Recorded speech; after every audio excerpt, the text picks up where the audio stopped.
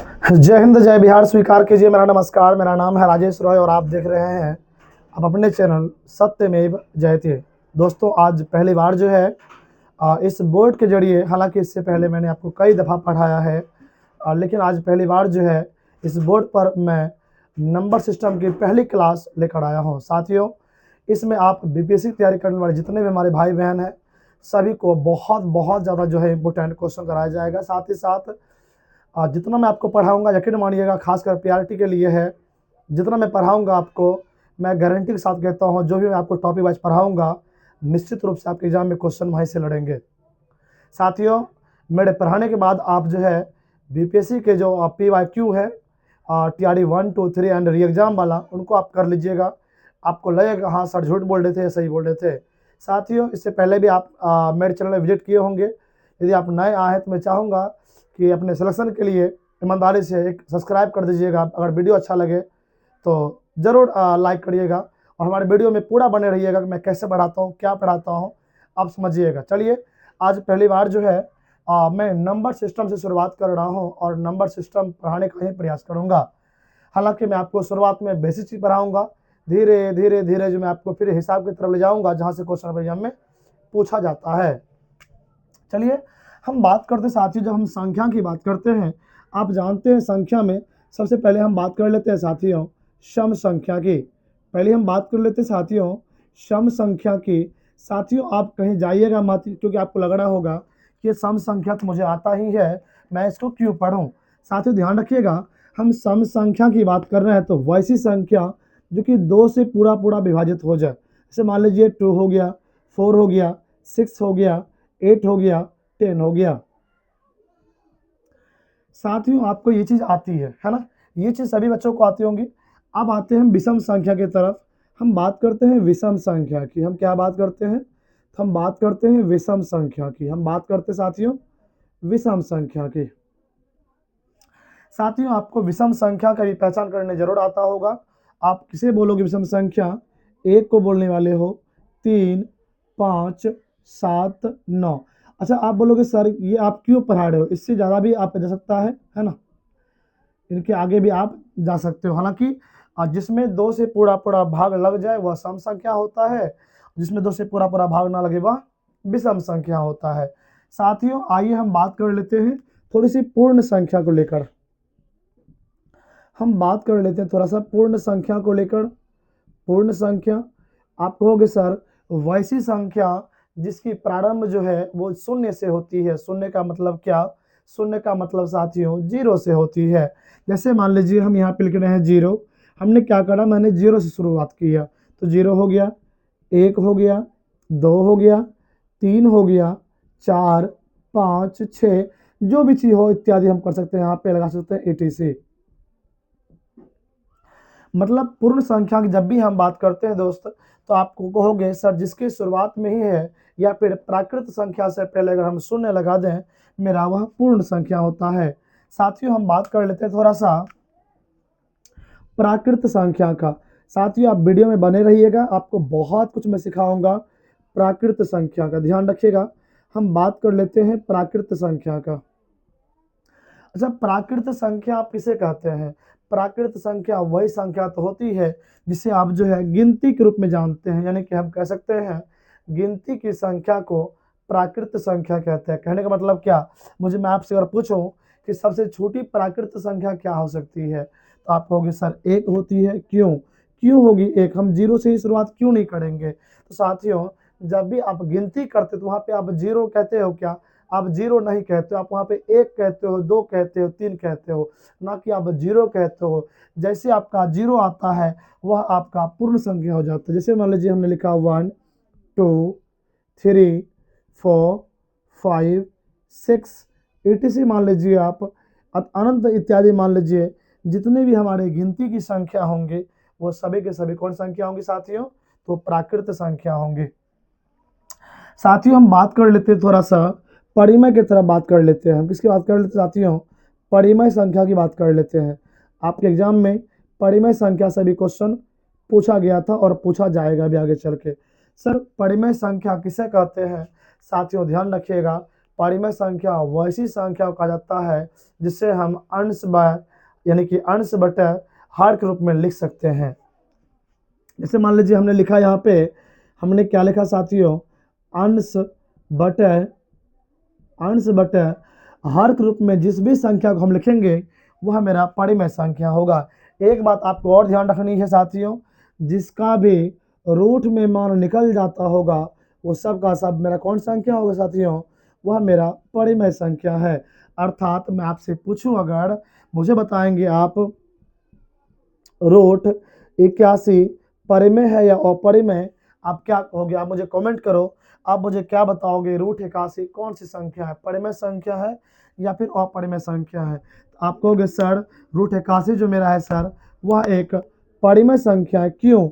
Root 81 का मान हम यही तो पढ़े हैं अंदर में साथियों, 9 गुना 9, कहने का मतलब मेरा 9 आ गया और 9 मेरा एक परिमेय संख्या है।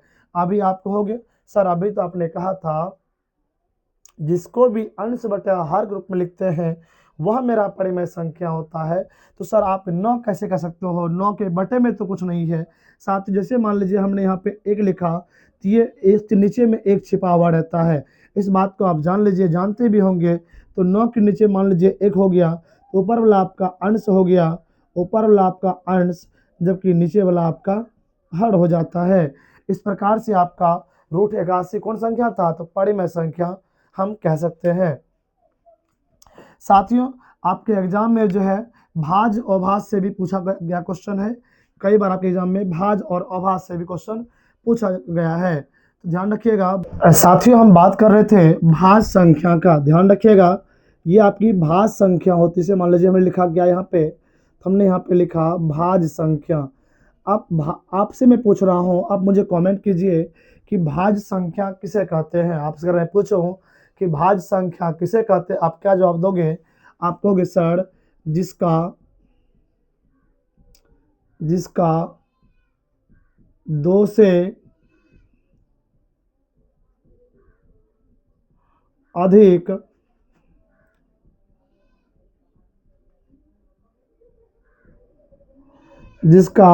अधिक गुणनखंड हो।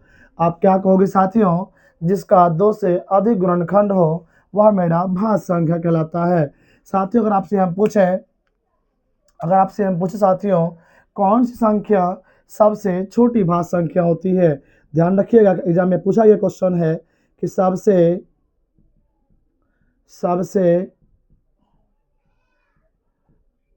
छोटी भाज संख्या। अगर मैं आपसे पूछूं कि सबसे छोटी भाज संख्या क्या है, तो आप मुझे कमेंट कीजिए कि सबसे छोटी भाज संख्या क्या है। आप कहोगे सर सबसे छोटी भाज संख्या सर 4 होती है। कितनी होती है? 4 होती है। आप कहोगे सर आप मुझे पहले ये बता दीजिए कि भाज संख्या पहचानेंगे कैसे हम पहचान सकते हैं। साथियों भाज संख्या को पहचानने का तरीका, भाज संख्या को आप जैसे मान लीजिए हमने यहाँ पे लिखा 4, हमने क्यों लिखा मैंने 4, मैंने 2 ही क्यों नहीं लिखा? बड़ी प्रश्न उठता है कि सर आपने 2 3 क्यों नहीं लिखा, आपने 4 ही क्यों लिखा? चलिए आपको हम बताते हैं। आप इसको जब तोड़ेंगे साथियों, इसका गुणनखंड आप करते हैं, 2 से खिलाएंगे 2 आ जाएगा, फिर इसको 2 से तोड़ते तो आपका 1 आता है। आप कहोगे सर 4 को जो सर हम पहले बात तो 1 से खिला सकते हैं, 2 से ये खा जाएगा सर, और ये 4 से भी। आप देख पाएंगे साथियों मैंने क्या कहा था आपसे, मैंने आपसे यही तो कहा था जिसका 2 से अधिक गुणनखंड हो। यहाँ इसका कितना गुणनखंड हो रहा है? यहाँ पर आप देखते हैं तो इसका 1 हो गया, 2 हो गया और यहाँ पे 3 हो गया। यानी कि अगर हम आपसे पूछें कि 4 के कितने गुणनखंड होंगे, तो आप कहोगे सर 3 गुणनखंड होने वाले हैं, इसलिए मेरा भाज। अच्छा आप ये भी तो कहोगे कि सर आपने ये तो कह दिया 3 क्यों नहीं होगा? चलिए हम वो भी देख लेते हैं। 3, और आप 3 को तोड़ते साथियों, या तो इसमें 1 से भाग लग रहा है या फिर 3 से। क्या मुझे बता दीजिए किसी भी पहाड़ा में 1 और 3 के अलावा 3 आती है?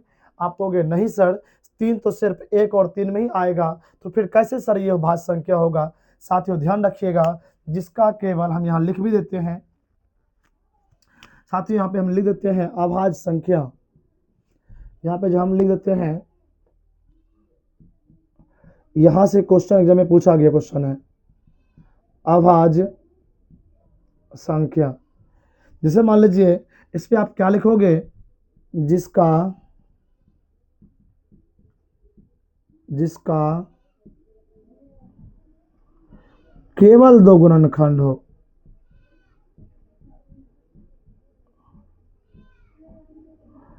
जिसका केवल 2 गुणनखंड हो।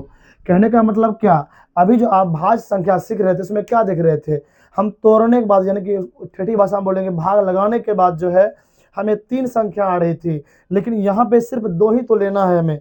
जैसे मान लीजिए हम पहले एक चीज और लिखते हैं आपको यहाँ पे, सबसे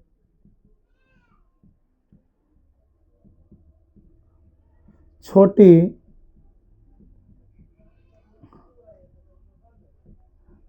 अभाज्य संख्या 2 होती है। सबसे छोटी अभाज्य संख्या की बात करेंगे तो 2 होती है। आप कहोगे सर 1 क्यों नहीं होगी, तो साथियों मैं आपसे पूछना चाहूंगा, 1 ना तो भाज्य है और ना ही अभाज्य है। क्यों नहीं है, क्योंकि 1 में आप एक सिर्फ 1 ही आता है, और यहाँ कह रहा है जिसका केवल 2 गुणनखंड हो। केवल मतलब क्या, जो सिर्फ 2 हो, जो सिर्फ 2 हो। मतलब जैसे मान लीजिए हम कहेंगे आप कितने भाई हैं, जैसे मान लीजिए मैं 3 भाई हूँ, तो मैं सिर्फ 3 भाई हूँ, तो सिर्फ यानी केवल मैं 3 भाई हूँ, तो केवल यहाँ पे एक्स्ट्रा चीज नहीं आ सकती है, मैं केवल 3 भाई हूँ। उसी प्रकार साथियों केवल 2 जो है एक सबसे छोटी अभाज्य संख्या होती है। साथियों एक बात और जान लीजिएगा, एकमात्र सम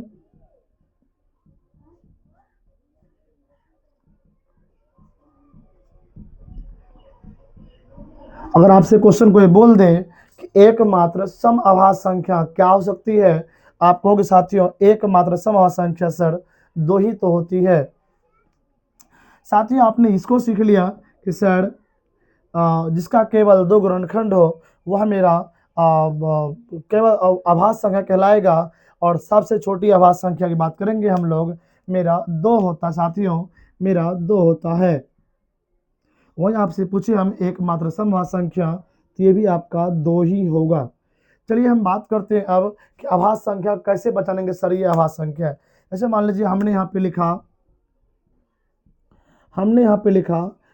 पे लिख दिया मान लीजिए 5, मैंने यहाँ लिखा 5, मैंने यहाँ पे लिख दिया 7, मैंने यहाँ पे लिख दिया 11। आप कहोगे सर आप एग्जाम्पल पे 5, 7, 11 ले रहे हो लेकिन 9 क्यों ले रहे हो। ध्यान रखिएगा, अगर आप 5 को आप तोड़ते हो साथियों तो इसमें 1 और 5 से ही भाग लगता है, यानी कि केवल 2 संख्या आ रही है। इसमें भी सेम वही होता है। और 11, जबकि हम 9 की बात करेंगे साथियों, 9 मेरा एक अभाज्य संख्या नहीं है, मेरा ये भाज्य संख्या है। हम कैसे कह सकते हैं सर 9 मेरा भाज्य संख्या है। आप 9 को जब खंडित करते हो साथियों, 9 का खंडित करोगे तो इसमें ये 3 से भाग लगता है, 3 तिया 9। जैसे मान लीजिए 9 आप किससे किससे भाग लगा सकते हो, 1 से, 3 से और 9 से, यानी कि 3 संख्या जिसको आप लगा सकते हो। और मैंने कहा भी तो था जिसका 2 से अधिक गुणनखंड होगा वह आपका भाज्य संख्या होगा। साथियों एग्जाम हॉल में आपसे क्वेश्चन और कई बार पूछा गया है, इस बात को भी आप ध्यान रखिएगा। आपसे क्वेश्चन पूछा जाता है 1 से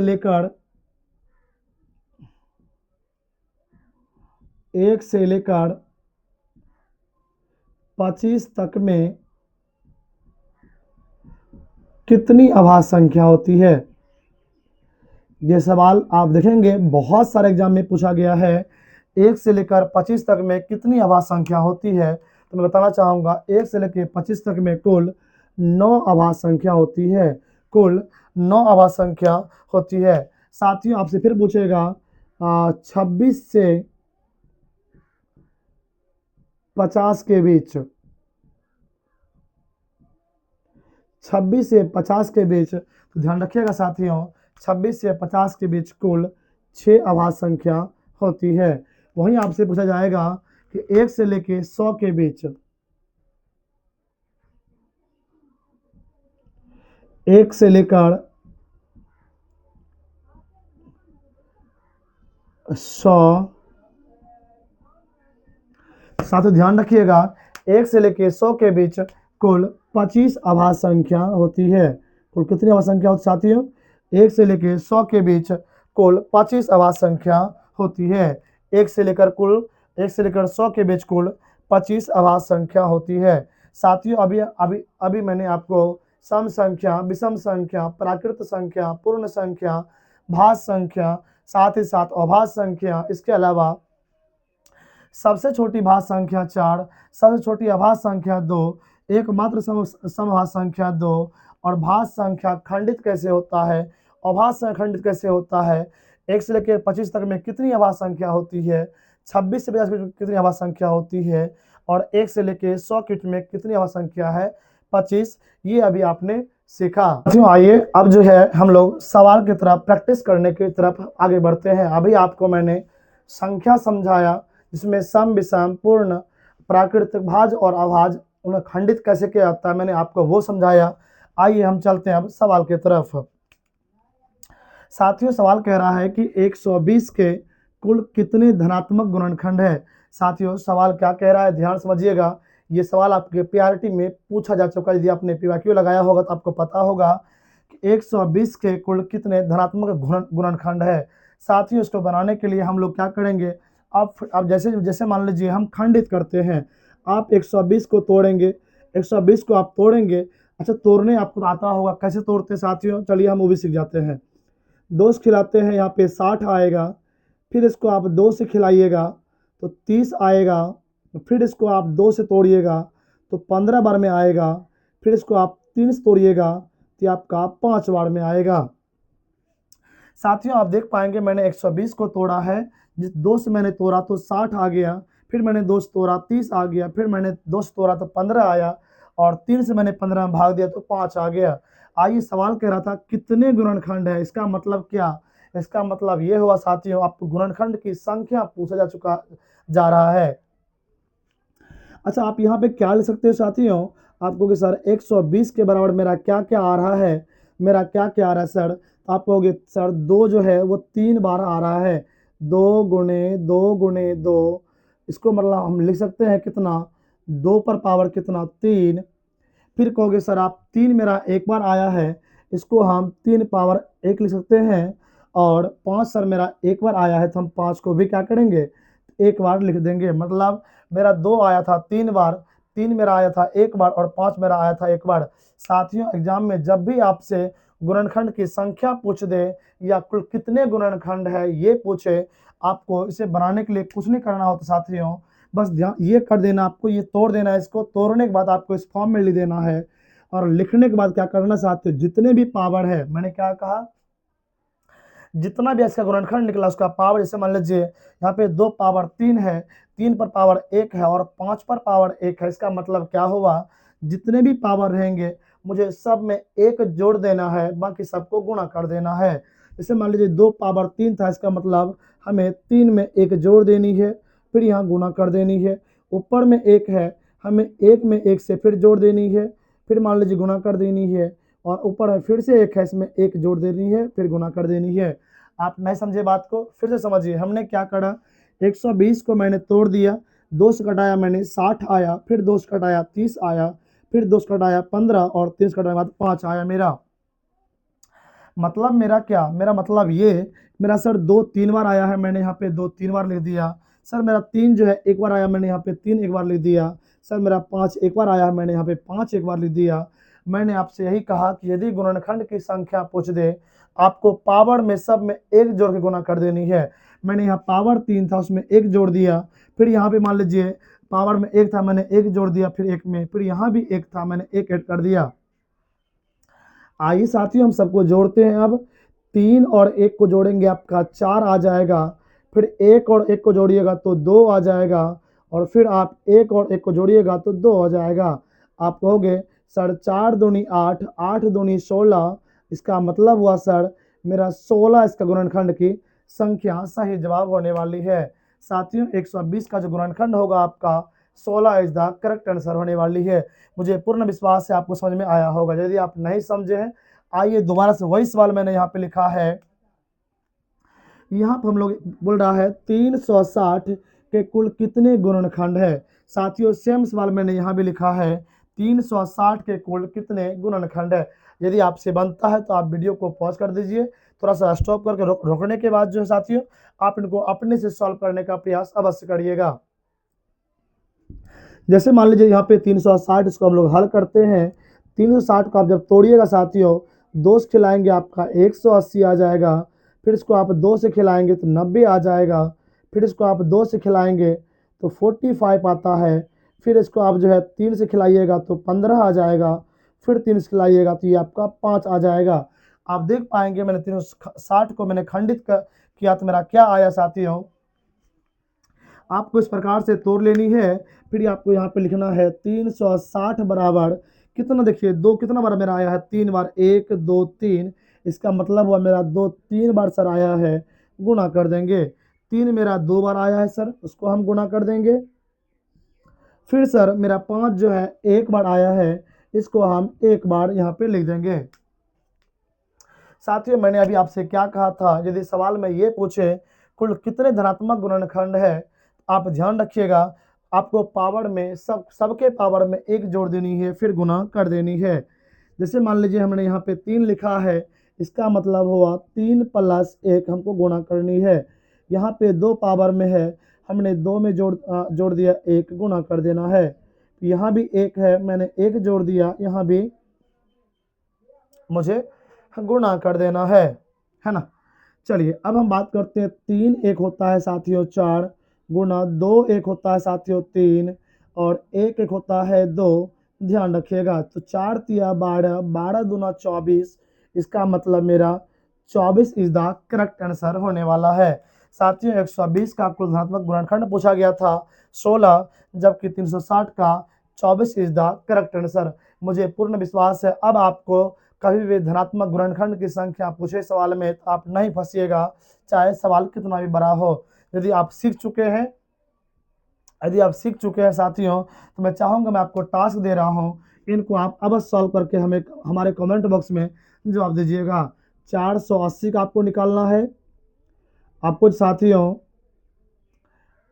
150 का निकालना है, और आपको 140 का जो है निकालना है। मुझे साथियों यदि आप सीख चुके हैं तो मैं चाहूँगा 480 का कितने धनात्मक गुणनखंड होते हैं, 150 कितने होते हैं, और 140 के कितने होते हैं, मैं चाहूँगा आप मुझे अवश्य ये बना के कमेंट करिएगा। मैं चाहूँगा कि हाँ आप मेरे दोस्त जो हैं, जो हमारे भाई बहन हैं वो सीख रहे हैं वीडियो, अगर थोड़ा सा भी आपको लग रहा है कि नहीं अच्छा वीडियो है और हम सीख रहे हैं, तुम्हारे चैनल को सब्सक्राइब अवश्य कर दीजिएगा और लाइक अवश्य कर दीजिएगा।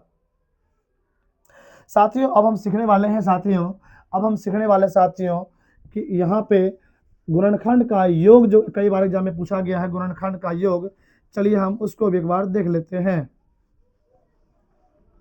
सेम सवाल को हम लोग साथियों देखते हैं, और इसका यहाँ मान लीजिए यहाँ बोल देगा धनात्मक के गुणनखंड के योग कितने, मान लीजिए यहाँ पे बोल दिया आपसे योग, क्या बोल देगा, तो योग आपसे पूछा जा सकता है।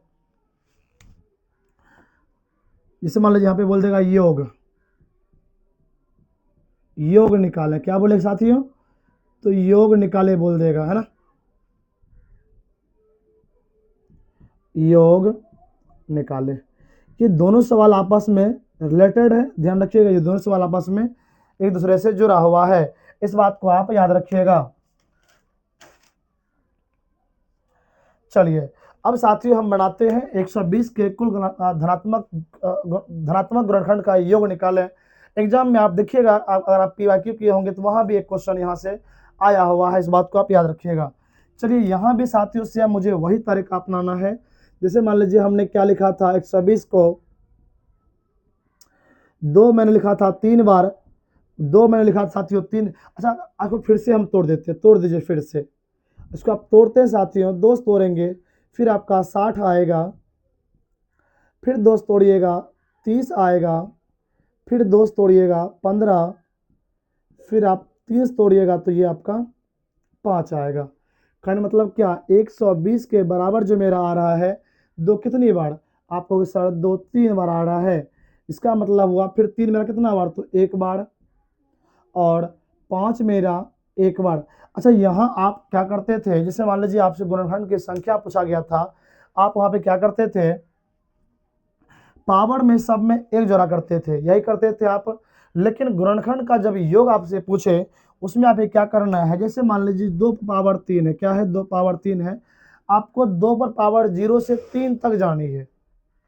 मैंने क्या कहा आपसे, थोड़ा सा दिमाग लगाना है, भारी नहीं है, बस हल्का आपको बनानी है। मतलब 2 से पावर, जैसे मान लीजिए 3 है तो हमें 2 से पावर 0 तक जानी, 0 शुरू करनी है। जैसे मान लीजिए हम शुरू करते हैं 2 पर पावर 0 प्लस 2 पर पावर 1 प्लस 2 पर पावर 2 प्लस 2 पर पावर 3।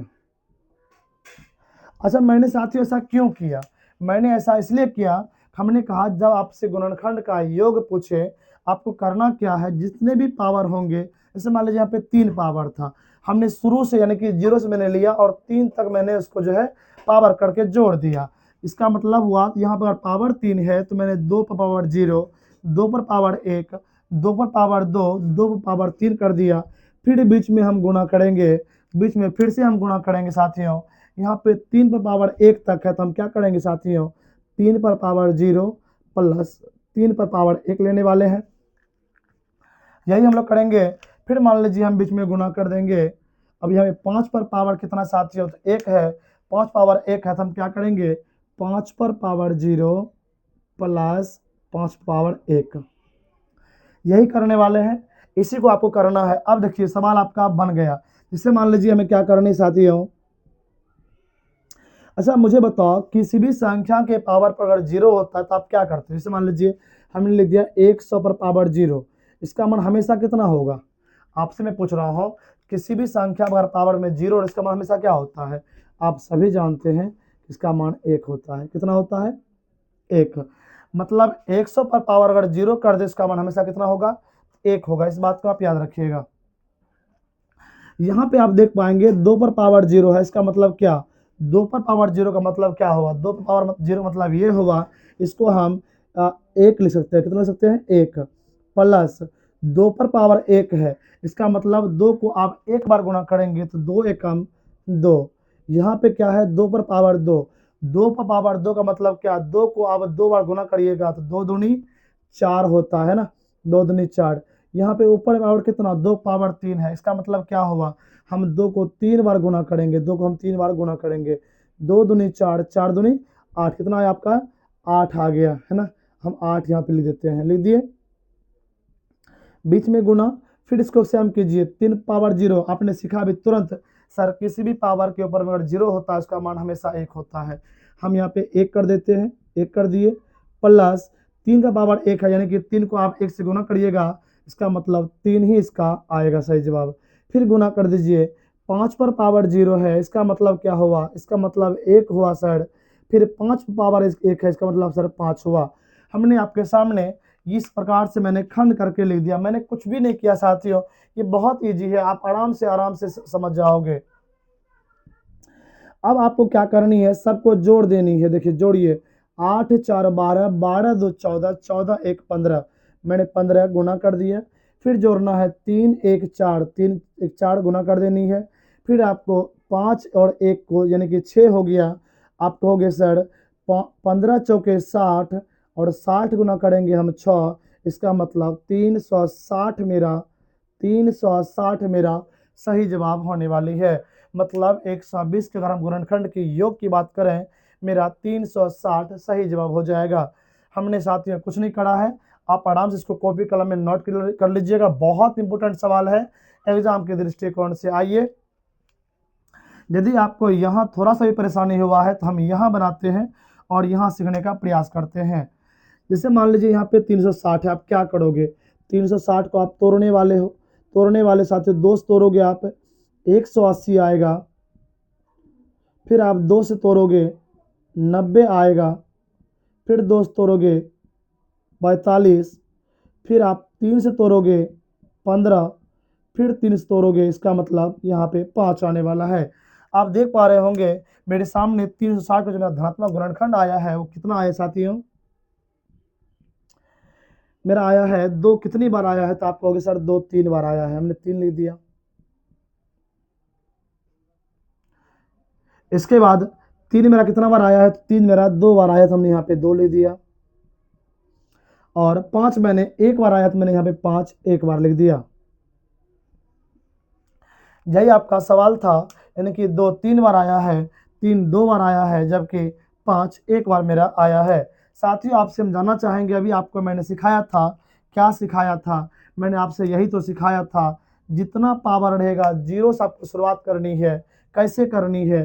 जैसे देखिए, जैसे मान लीजिए यहाँ पे 2 पावर 3 है, क्या है? तो हम करेंगे 2 पावर 0 प्लस 2 पर पावर 1 प्लस 2 पर पावर 2 प्लस 2 पर पावर 3। यही तो मैंने अभी आपको सिखाया था। फिर बीच में आपको गुणा कर देनी है, आपको बीच में गुणा कर देनी है। फिर आपको जैसे मान लीजिए 3 पावर 2 है, इसका मतलब क्या हुआ? इसका मतलब 3 पर पावर 0 3 पर पावर 1 प्लस 3 पर पावर 2 हुआ इसका मतलब। फिर आपको बीच में गुणा करनी है। 5 पर पावर 1 है, इसका मतलब क्या हुआ साथियों? इसका मतलब हुआ 5 पर पावर 0 जोड़ 5 पर पावर 1। यही आपको करनी होती है। आइए इस सवाल को हम लोग बनाने का प्रयास करते हैं। साथियों, अब करना क्या है आपको? मैंने कहा था आपसे, सभी को आप पावर को जोड़ देनी है। जैसे मान लीजिए 2 पर पावर 0 है, आप कहोगे सर इसका आपने सीखा था कुछ देर पहले कि सर किसी भी संख्या की पावर में 0 उसका मान हमेशा कितना होता है? तो 1 होता है। आपने 1 लिख दिया, प्लस 2 पर पावर 1 है, इसका मतलब 2 हो गया। इसके बाद 2 पर पावर 2 है, इसका मतलब 4 हो गया, और 2 पर पावर 3 है, इसका मतलब मेरा 8 हो गया। अब ये मत पूछिएगा सर ये 8 कहाँ से आया? क्यों? कि 2 पावर 3 का मतलब क्या? 2 को आप 3 बार गुना कर दीजिए, 3 दूनी 2 दूनी 2 तिया 6। नहीं नहीं नहीं, 2 गुणे 2 गुणे 2 करनी है आपको। फिर आपको बीच में गुणा कर देनी है। यहाँ पे देखेंगे 3 पर पावर 0 मतलब क्या? 1। 3 पर पावर 1 का मतलब क्या? 3। और 3 पावर 2 का मतलब क्या? 9 हो जाएगा। फिर आपको बीच में गुणा कर देनी है। 5 पर पावर 0 का मतलब क्या? 1। और 5 पावर 1 का मतलब क्या? तो 5। यही आपको करनी होती है। अभी मैंने आपको जस्ट सिखाया साथियों, इस बात को आप याद रखिएगा। देखिए यहाँ पे मैंने क्या किया साथियों, 2 और 1 को मैं जोड़ रहा हूँ। 2 1 3, सॉरी 2 1 3, 3 4 3 7 और 8 7 होता है 15। 8 4 12 2 14 1 15 हो गया आपका। 15 गुणा कर देंगे, 9 3 12 12 1 13, 13 से गुणा कर देंगे, और 5 और 1 6 होता है, हम गुणा कर देंगे। मतलब हो गया 15 गुना तिरछा के 78। 78 आप कर लेते हो, उसको आप गुना कर दीजिएगा, तो 15 8 होता है 120, अर्थात 0 आ गया, हासिल बच गया आपका 12। और 15 से होता है 105। 105 और 12 को जोड़िएगा तो हो जाएगा आपका 105 और 12 117 हो जाएगा। 100 यानी कि 1170 इज द करेक्ट आंसर।